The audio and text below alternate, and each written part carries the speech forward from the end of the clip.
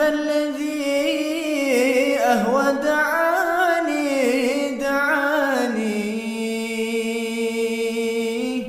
Riwayatkan di Tarim itu 1 jam sebelum subuh ada seorang dari Maroko datang ke kota Tarim. Ketika dia itu mau ke masjid, dia jalan dari rumahnya menuju masjid. 1 jam sebelum subuh dia setiap kali lewat rumahnya orang itu, di pintunya mendengarkan mereka lagi memulai membaca surat Yasin. Yang sini lagi baca, yang sini lagi baca. Jalan ini semua sampai menuju masjid ini lagi baca surat Yasin semua, lagi qiyamul lail, lagi baca Quran semuanya. Ya. Makanya sampai beliau ketika selesai di Tarim, dia kembali ke Maroko, ditanya, "Wahai Syekh, ya, apa yang kau lihat di kota Tarim? Sifatkan kepadaku bagaimana orang-orang di Tarim."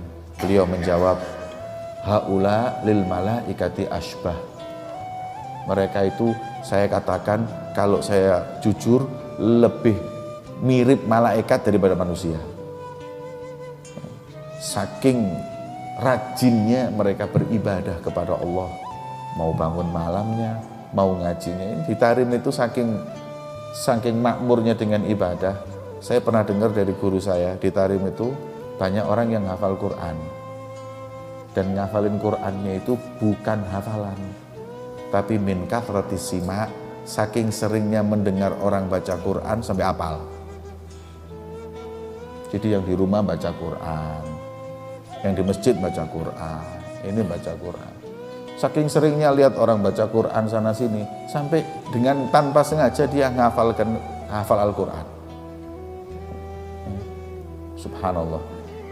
Kayak kisahnya Habib Ali bin Muhammad Al-Habsyi, ini kiasan. Habib Ali itu seneng nahu, seneng sorof, seneng i'rab. I'rab itu ya i'rab bahasa Arab itu, fa'il, maf'ul, ini semua sering pinter i'rabnya. Beliau ngajar di satu masjid, beliau senden gitu, ada tempat sendenan beliau kalau ngajar nahu, i'rab. Tiap hari ngajar di situ. Memang bahasa Arabnya beliau kan hebat, makanya maulidnya indah bahasanya. Ketika beliau ngajar, orang banyak yang tanya i'rab sama Habib Ali Habsyi. Ketika Habib Ali Habsyi itu nggak ada, Sariyah itu ini, bukan tembok, Sariyah itu kayak gituan. Beliau senden di Sariyah ini, apa namanya ini? Tiangnya masjid. Kemudian ada satu orang mau tanya masalah nahu sama Habib Ali. Masuk ke masjid itu tanya, "Habib Ali Habsyi mana?